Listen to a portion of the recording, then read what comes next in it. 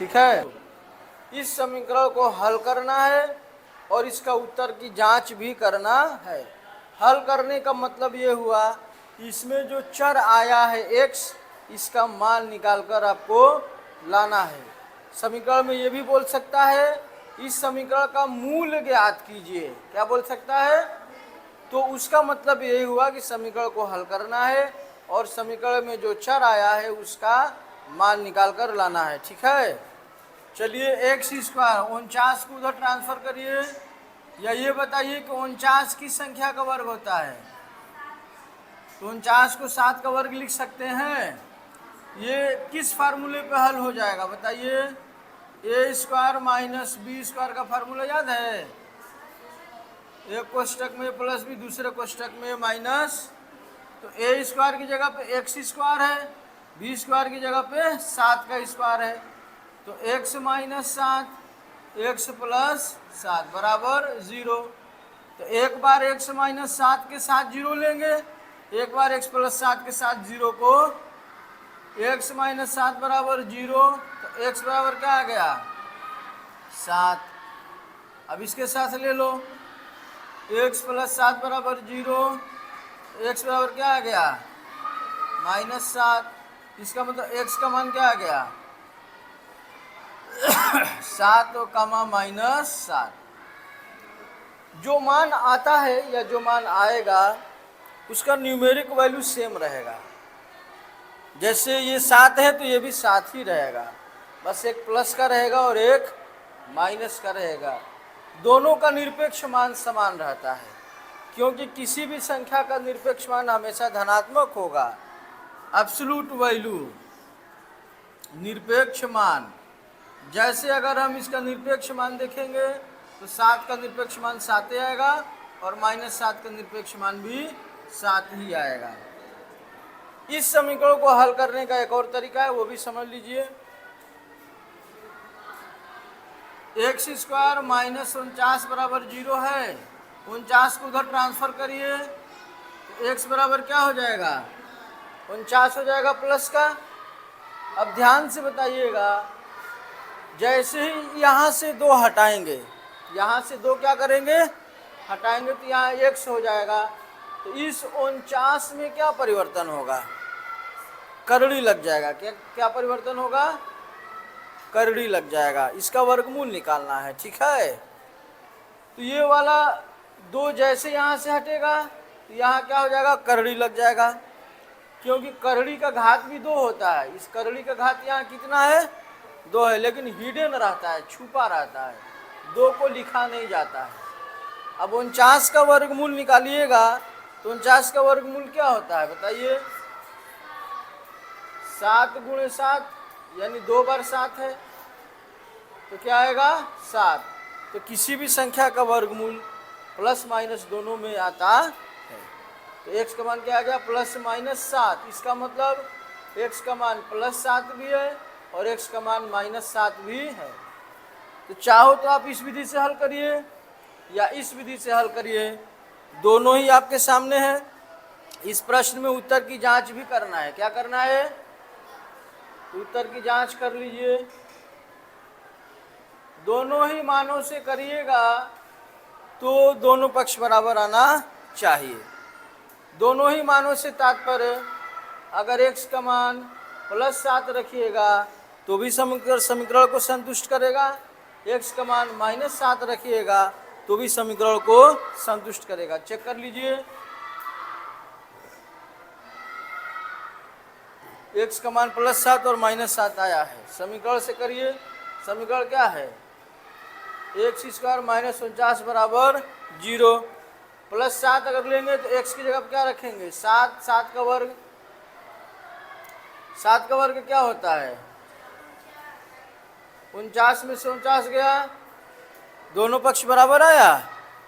इसका मतलब आपने जो वैल्यू निकाला है वो सही है, मान आपका सही है। अच्छा, माइनस 7 रख के चेक कर लीजिए तो भी आपका दोनों पक्ष क्या आएगा? बराबर ही आएगा। x का मान माइनस 7 रखिएगा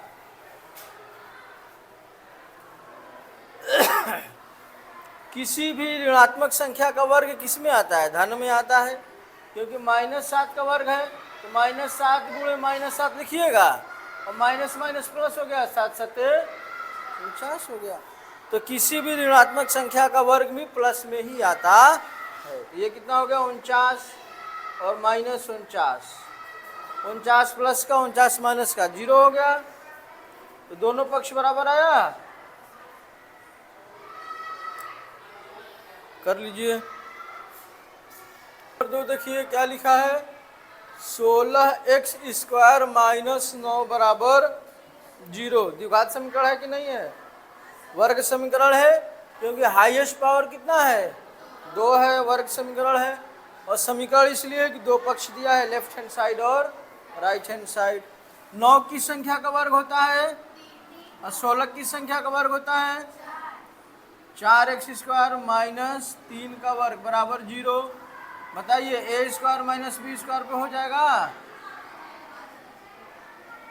a की जगह पे क्या है 4x है, 4x + 3 4x माइनस, एक बार इस 4x + 3 बराबर 0 लेंगे और एक बार 4x - 3 बराबर 0 लेंगे। 4x + 3 बराबर 0, तो 4x बराबर -3, x बराबर -3 बटा में 4। अब एक बार इससे 0 लो, 4x - 3 बराबर 0, दोनों 0 के बराबर है ना। देखिए 4x + 3 ये भी 0 के बराबर है, 4x - 3 ये भी, तो दोनों का पारापारी 0 के बराबर लेके हल करेंगे। 4x - 3 बराबर 0 है तो 4x बराबर क्या आ गया 3, तो x बराबर क्या आ गया 3 बटा में 4। देखिए न्यूमेरिक वैल्यू दोनों का सेम है, 3 बटा में 4 और 3 बटा में 4, साइन चेंज हो जाता है, ये माइनस का और ये प्लस का। तो x का मान कितना आ गया -3 बटा में 4 और +3 बटा में 4। इसको चेक करना आपका काम है, ये समीकरण लिख लीजिएगा, x की जगह पे -3 बटा में 4 रखिएगा और हल करेंगे तो दोनों पक्ष बराबर आना चाहिए। चेक कर लीजिएगा। सवाल नंबर 3, ax² - b बराबर 0। सवाल नंबर 3 क्या लिखा है, ax² - b बराबर 0। क्या ये जो द्विघात समीकरण दिया है, वर्ग समीकरण दिया है, इस वाले फार्मूले से हल हो सकता है? नहीं हो सकता है। क्यों? क्योंकि ये वर्ग में नहीं दिया है, ठीक है ना। तो पक्षांतर करके हल कर लीजिए। ax² बराबर ये -b उधर जाएगा तो +b हो जाएगा, x² बराबर b, यहाँ a गुणा में यहाँ आएगा तो भागा में। अब यहाँ से जैसे 2 हटेगा वर्ग का, यहाँ क्या लग जाएगा करड़ी, तो b बटा में a, क्या माना गया b बटा में a प्लस माइनस b बटा में a, यानी x का मान +√b/a और -√b/a। सवाल नंबर 4, सवाल नंबर 4 क्या लिखा है, 4 बटा में 9 x² बराबर 1, 4 बटा में 9 x² बराबर 1, यही है। देखिए यहाँ पे 9 गुणा में है ना, उधर यहाँ भागा में है, उधर जाएगा तो 4x² बराबर 9 का 1 में गुणा करोगे 9, x² बराबर ये 4 को उधर ट्रांसफर कर दो 9 बटा में 4, x बराबर क्या आ जाएगा, जैसे यहाँ से वर्ग हटेगा यहाँ करड़ी लग जाएगा, करड़ी में क्या हो जाएगा 9 बटा में 4। अब बताना हमको 9 की संख्या का होता है वर्गमूल और 4, x बराबर +-3 बटा में 2, इसका मतलब x का मान आ गया +3 बटा में 2 और -3 बटा में 2। चेक कर लीजिएगा कि नहीं, समीकरण में रख के चेक कर सकते हैं आप लोग। सवाल नंबर 5, 64p² बराबर 25, क्या दिया है 64p² बराबर 25, ठीक है। इस 64 को उधर ट्रांसफर कर दो, यहाँ गुणा में इधर आएगा तो 25 बटा में 64, क्या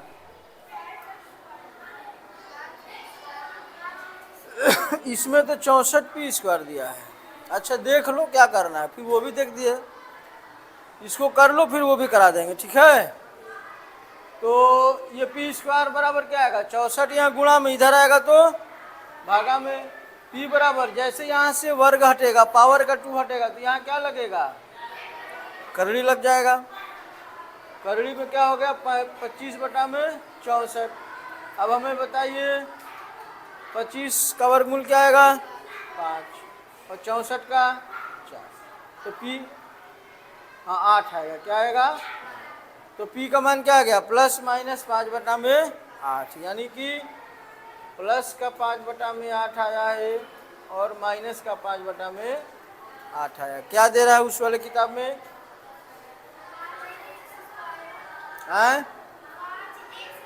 5x square x square plus यही दिया है। ये नया तुम लोगों का कौन सा सत्र का है, 24-25 का है। अच्छा सत्र 24-25 वाला में सवाल नंबर 5 ये वाला है ना, और सत्र 23-24 में सवाल नंबर 5 ये दिया है। तो ये भी आसान है, एक्स स्क्वायर को इधर लेकर आओ 5x स्क्वायर में से 1x स्क्वायर जाएगा, कितना बचेगा,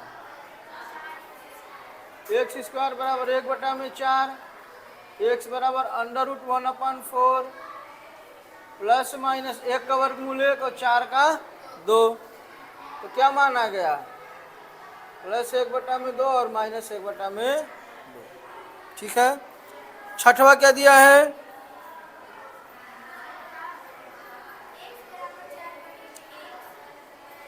x बराबर 4 बटे में x दिया है, x बराबर 4 बटा में x, सवाल नंबर 6 दिया है। ये x को तिर्यक गुणा करके उधर ले जाओ, यहाँ भागा में इधर आएगा तो x का x में गुणा होगा तो क्या हो जाएगा, तो x बराबर क्या आ गया प्लस माइनस 2, 4 का वर्गमूल क्या होता है 2, तो वर्गमूल जब भी आएगा प्लस में भी आएगा माइनस में भी आएगा, तो x का मान क्या आ गया +2 भी आ गया और -2 भी आ गया। कोई दिक्कत, इसको 5 और x का एलसीएम क्या आएगा 5x, 5 से 5 कट गया, x का x में गुणा होगा तो क्या आएगा, x से x कट गया, 5 का 5 में गुणा होगा तो x स्क्वायर -25, यहाँ 5x भागा में है इधर जाएगा तो x स्क्वायर -25 बराबर क्या आ गया 0, x स्क्वायर बराबर क्या आ गया 25, x बराबर क्या आया √25, x का मान क्या आ जाएगा 5 प्लस माइनस, कोई दिक्कत बोलिए।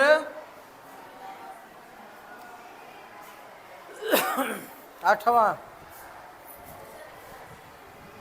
-ax स्क्वायर प्लस c बराबर 0, क्या दिया है -ax स्क्वायर बराबर -c, माइनस से माइनस कैंसिल, एक्स स्क्वायर बराबर c, एक्स स्क्वायर बराबर c बटा में a, x बराबर √c बटा में a प्लस माइनस।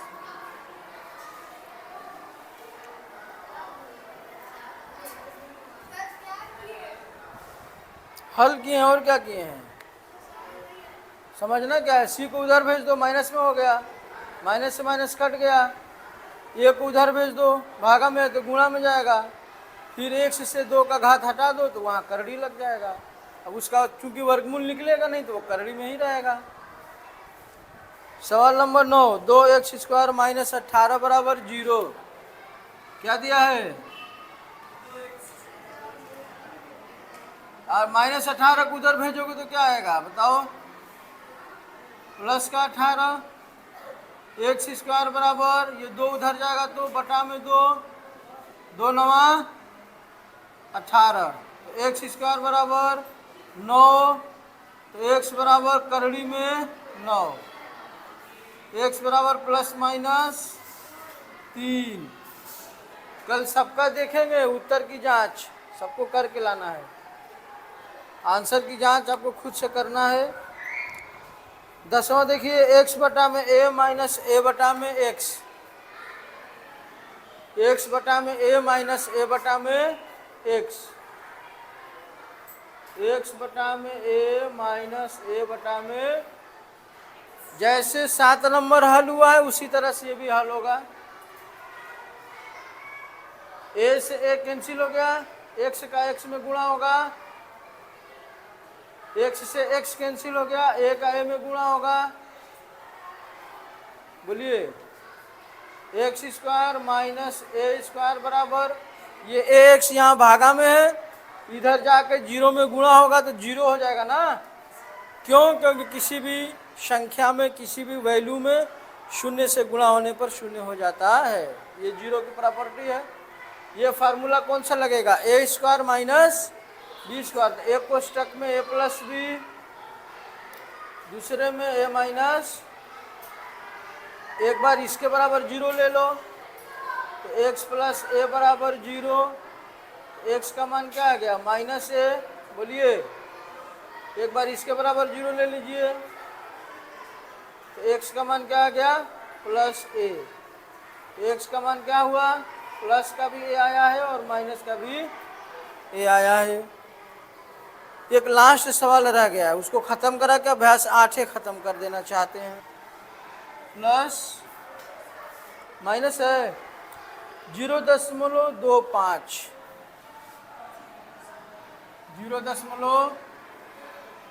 दशमलव को हटा दो। दशमलव को यहाँ से दशमलव हटेगा तो ये क्या हो गया?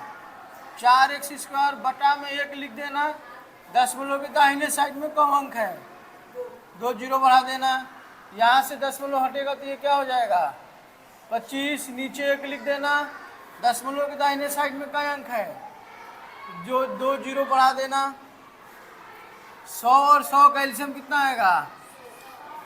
तो 4x स्क्वायर माइनस 25 बराबर 100 से 100 एक बार में कटेगा, 1 का 4x स्क्वायर में गुणा करोगे वही आएगा। यहाँ भी सेम चीज। अब यहाँ 100 भागा में उधर जाएगा तो गुणा में, तो क्या हो जाएगा? 4x स्क्वायर बराबर क्या हो गया? 25। x स्क्वायर बराबर 25 बटा में 4, x बराबर अंडर रूट 25 बटा में 4। तो x का मान क्या आ गया? 25 का 5, 4 का 2, यानी प्लस 5 बटा में 2 आया है और माइनस 5 बटा में 2 आया है। कम से कम इंकवा तो भर के रखा करो तुम लोग, बताओ।